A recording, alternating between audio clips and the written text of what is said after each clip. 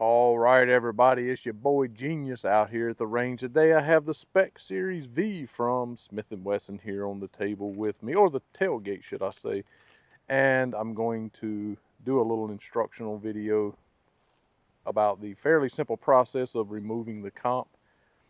Before I get started doing that, as always, I just want to extend an invitation for you to know Jesus Christ as your Savior. If you did not know you needed a Savior, believe me when I tell you that you do. And today is the day of salvation. If you've never heard that, you don't know what it means, you have questions, maybe you have and you just didn't understand it, reach out to me in the comments section or at gsquaredtactical@gmail.com, and I'd be more than happy to answer any questions you might have, good, bad, or indifferent, and share the good news of the gospel of Jesus Christ with you. Okay? So, the reason I decided to do this video, and I know that right after I say this, the YouTube operators are going to stop the video and go out on an all-out attempt to prove me wrong, and that's fine. Prove me wrong, that's great. I can share it in the video in the comment section or do another video saying that I was wrong, because people would rather do that than give anyone any kind of credit, make themselves look good. But either way, in my owner's manual, maybe yours is different, maybe mine was missing a page, it would make sense if it were missing a page, because the QC with Smith has not been on point in the last 5 or 6 years.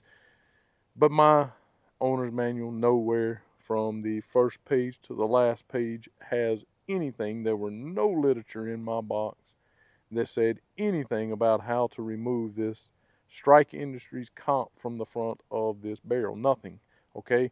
For me, and having handled firearms my entire life, well, since I was old enough to do so, I was familiar with comps. I've added them to guns before, so, and I can just look at it and see this a fairly simple process. But maybe someone went out and bought this gun, they just seen it in the store, thought it was sexy, realized it was a limited edition, decided they wanted to buy it. They don't know how to take it off.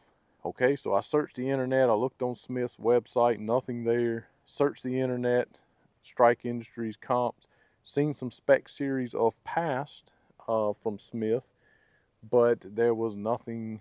It's not the same comp on those Spec Series, so they removed differently, obviously, and I could not find anything on Strike Industries website about this particular compensator, so I felt like I was in the dark with finding anything that would, give me information on how to remove it. However, I was able to remove it. It's a fairly simple process. The biggest thing for me, the reason I wanted to find something, is because I want to know what this screw on the side here was torqued to. That's the biggest thing for me. I had a couple of people comment in the comment section and say that theirs walked out, okay, when they were shooting it straight out of the factory, okay. Mine never did. Mine never walked out. How was I going to determine what the torque spec was on it? Well, I took my Wheeler screwdriver and I used it because I can set it more precisely. I have my fix-it sticks here, but I only have a 15, a 25, and I think a 40 or something as far as a 45 actually, as far as the torque limiter that goes on the end of it. So I can be more precise with the Wheeler. So what I did is I set it to 15. I tried to break the screw, and it popped on me, pop, which means it's at least 15 or more. So I bumped it up to 16 and it broke loose. So my guess would be, common sense anyway, would say that it was torqued to 15. Okay, they did provide a little thing of blue Loctite, a little, Torx bit, whatever you want to call that thing. I don't know exactly. I mean, it's awfully small. I don't know if the average person would be able to use it to break it loose. I don't know. I didn't try. Also comes with another set screw that goes in the top.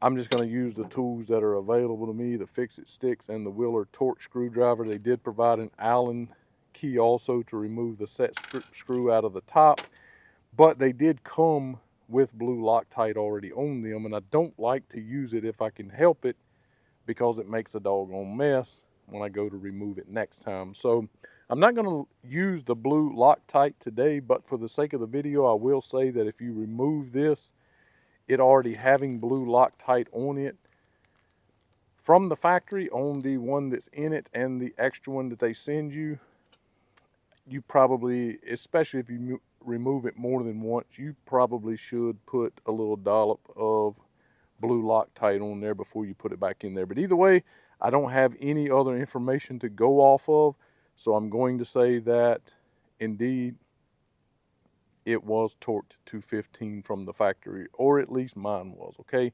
So we're just going to get right to it. All you do is take the screw out of the side here. I did already break this loose for the sake of the video. Like I said, I did torque it to 15 inch-pounds. So you remove the screw out of the side here, nothing major. You take the provided Allen key that they did provide with it. In the top here is a set screw that fairly easily broke. I did not break this actually, but it broke loose. You do not have to remove it all the way. As you can see, it's already rotating, okay? And then you simply unscrew it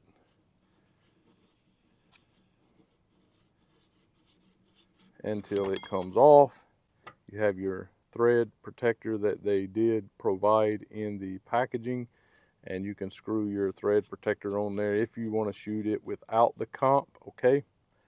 Or of course now you can shoot it suppressed if you have a suppressor you want to put on there, okay? The process of putting it back on is fairly simple. You simply just screw it back on there. Now I will say that you can see a little indentation in top of the barrel here, and that's where that set screw will rest, down inside of that little cutout in the top of the barrel. You will notice that once you get it completely tightened, right, let's go. So if you go right there, that's as tight as it'll go. It's almost, if not hitting the front of the slide, okay? You don't want to do that on any comp, okay? You don't want the comp to be touching or be close to the front of the slide. Not only would it potentially beat your slide up, don't force that to happen. Not only would it beat the front of your slide up, but your recoil spring or your guide rod would hit the front of the rear of the comp as well, and you don't want that to happen and cause malfunctions or damage your firearm. So you're going to bring it back there, okay? So you got to there, that it stops right there. You don't want to force that, so you bring it back, kind of center it, get it in that indentation or that cutout in the top of the barrel, and you start to work it down, and you just want to try to keep your comp as straight as possible. You get it down where you feel like it's about to grab, and what I did was I just kind of eyeballed it, if you will, got it as straight as possible, and then I just tightened it down. Again, this did already have Loctite on it from the factory. Don't know of any torque spec on this. I just kind of gave it one of those numbers there, okay? And then of course you would want to take, I usually don't use the Loctite that they send with it because I have my own little tube of Loctite, but there's still some Loctite on this. What I'm going to do is I'm not going to put the Loctite on it right now because, again, I don't want it to make a hot mess while I am, because I'm getting ready to shoot this gun, and if I take the comp off to clean it or anything, it's just going to make a gummy mess. But so I'm going to torque it to 15 pounds, inch-pounds is what I'm going to do, and if it walks loose, fine, I'll take it off. Maybe torque it to 18, put a little Loctite on it, but I'll report how that goes. So we're going to tighten it down here, and I do have my torque limiter on here, and it is the 15. So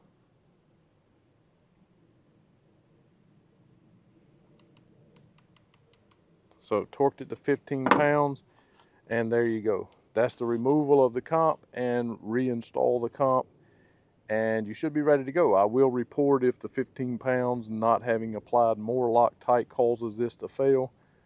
But if you enjoyed the video, if it was instructional, if it was informative, beneficial for you, listen, the way that these folks, myself and other YouTubers included, are able to continue to keep doing this is by you subscribing, hitting the thumbs up, sharing it, that's literally the only way they can continue to do the things that they do.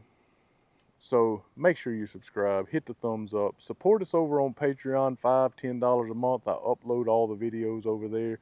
You can also go to the website at gsquaredtactical.com, hit on the 3 lines in the corner, screen will pop down, support the channel. You can pick a tier. There will be a pre-filled amount in the box. You can wipe that out, put in the amount that you want to donate. All of that will go back into the channel for ammunition, cameras, cards, things of that nature. Everything it takes to do what I do out here. And we get the majority of that money. You can also do super thanks. But if you can't support us monetarily, you certainly can watch the video in its entirety, throw it down, let it play, let the ads play, and hit that subscribe button. Thanks again so much for watching, and on this beautiful, beautiful North Carolina sunny day, to God only be the glory.